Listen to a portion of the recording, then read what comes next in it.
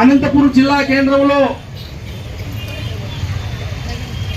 భారతదేశం బైన్ కుమారి మాయావతి గారి పిలుపు మేరకు భారతదేశంలోని 700కు పైచిలుకు జిల్లా కేంద్రాలలో ఈ నిరసన సభ జరుగుతూ ఉంది.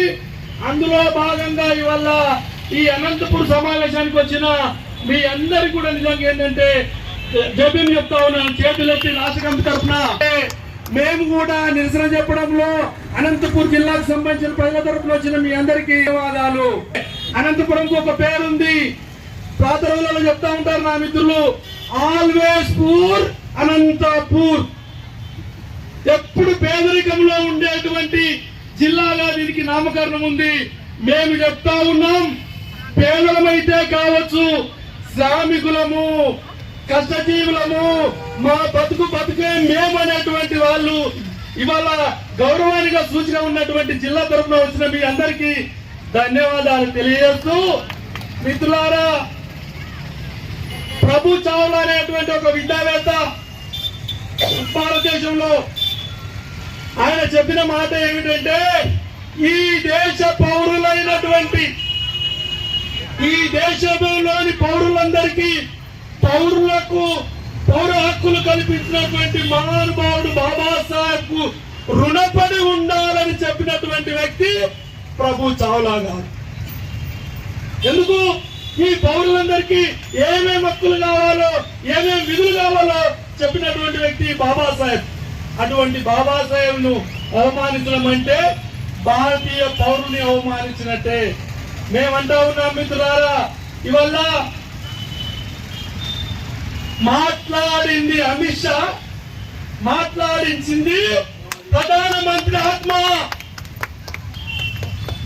మాట్లాడింది అమిత్ షా, కానీ మాట్లాడించింది ప్రధానమంత్రి ఆత్మ. అవునా కాదా? ఎందుకు? మోడీ అమిత్ షా అంటేనే మోడీ ఆత్మ అని ప్రచారం ఉంది. మరి మేమేమడుతా ఉన్నాం ఇవాళ అంటే, మొత్తం కింది స్థాయిలో తీసుకెళ్తాం. బహుజన్ సమాజ్ పార్టీ చాలా నిర్మాణాత్మకమైన పార్టీ. నిజంగా పార్లమెంట్ అనేటువంటిది బాబాసాహెబ్ చెప్పాడు, దేవాలయాలని చెప్పాడు. దేవాలయంలో ఈ రాక్షసులు ఉండడానికి ఆస్కారం ఉందా? ఈ సైతాన్ని ఉండడానికి ఆస్కారం ఉందా? ఇటువంటి నరరూప రాక్షసులు ఉండడానికి ఆస్కారం ఉందా? అందుకే మనం ప్రజల దగ్గరికి వెళ్లాల్సిన అవసరం ఉంది. ఇవాళ ప్రధానమంత్రి నీ ఆత్మనే మాట్లాడిందని భావించాల్సిన అవసరం ఉంది. ఇది నిజం కాకపోతే నువ్వేందని తమరు చేయాల్సిన పని ఏమిటి అంటే, ఇవాళ మాట్లాడితేనేమో అమిత్ షా మాట్లాడితేనేమో మంత్రివర్గం నుండి బర్తరఫ్ చేయాలి, ఎస్సీ ఎస్టీని అడ్వాన్స్ కేసు పెట్టాలి, జైలు పెట్టాలి. లేదు, మాట్లాడించింది ప్రధానమంత్రి అనేటువంటిది అయితే ఇవాళ మీకు మాకు అందరికి అర్థమవుతా ఉంది. అమిత్ షా మీద ఏమి కామెంట్ చేయనటువంటి చాలా రాష్ట్రాల ముఖ్యమంత్రులు, కేంద్ర మంత్రులు మొత్తం దేశం నుండి ఎవరు మాట్లాడటం లేదు. అందుకే చెప్తా ఉన్నాం, మాట్లాడించింది ప్రధానమంత్రి ఆత్మ అని అనుకుంటున్నాం. దానికి నిరసనగా ఇవాళ మనం ఏంటంటే, బాబాసాహెబ్ అవమానించలేదు వీళ్ళంతా. అమిత్ షా మాట్లాడింది బాబాసాహెబ్ అవమానం కాదు, ఈ దేశంలో ఉండే పౌరులకు అవమానం అని బాబాసాహెబ్ కాదు, ఈ దేశంలో ఉండే బీసీలకు అవమానం. ఎందుకనంటే రిజర్వేషన్లు కల్పించింది బాబాసాహెబ్. ఈ దేశంలో ఉండే మహిళలకు సమాన ఆస్తుల వాటా హక్కు కల్పించింది బాబాసాహెబ్. ఈ దేశంలో ఉండే మహిళలకు అనేక హక్కులు కల్పించింది బాబాసాహెబ్. ఈ దేశంలో ఉండే పౌరులందరికీ ఓటు హక్కు కల్పించింది బాబాసాహెబ్. కాబట్టి ఈ దేశంలో ఉన్న బీసీలకైనా అవమానమే, అది బాబాసాహెబ్ కాదు. ఎస్సీలకు అవమానం, అది బాబాసాహెబ్ కాదు. ఎస్టీలకు అవమానం, అది బాబాసాహెబ్ కాదు. మహిళలకు అవమానం, అది బాబాసాహెబ్ కాదు.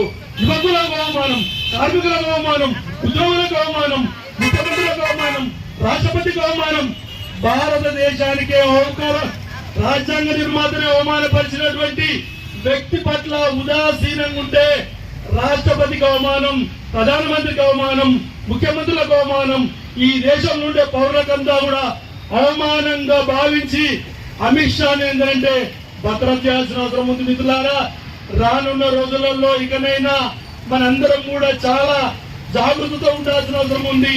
ఈ పార్టీల మోసాలను గమనించాల్సిన అవసరం ఉంది. వీళ్ళు చేసేటువంటి మోసాల పట్ల అప్రమత్తంగా లేనంత కాలం నష్టపోయే పరిస్థితి ఉంది. కాబట్టి మిత్రులారా, భవిష్యత్తు ఇవాళ ఆంధ్రప్రదేశ్ ఉండేటువంటి ప్రభుత్వం, ముఖ్యమంత్రి గారు మౌనంగా ఎందుకున్నారు, ఉప ముఖ్యమంత్రి గారు మీరు మౌనంగా ఎందుకున్నారు, ప్రతిపక్ష నాయకులైన జగన్ గారు మీరు మౌనంగా ఎందుకున్నారు. మీరందరూ కూడా ఒకే పట్టలోని తానులోని పట్టు మొక్కల్లాగా ఉన్నారు. కాబట్టి మీ పట్ల ప్రజల్ని చైతన్యం చేస్తాం. మీకు వ్యతిరేకంగా రానున్న రోజులలో ఒక నిర్ణయం తీసుకుంటాం. భారతదేశంలో సూర్యచంద్రులు ఉన్నంత కాలం బాబాసాహెబ్ని ఎవరు అవమానపరచలేరు. ఈ భూమి ఉన్నంత కాలం బాబాసాహెబ్ని ఎవరు అవమానపరచలేరు. మానవాళి ఉన్నంత వరకు బాబాసాహెబ్ను మహాపురుషులను ఎవరు అవమానపరచలేరు.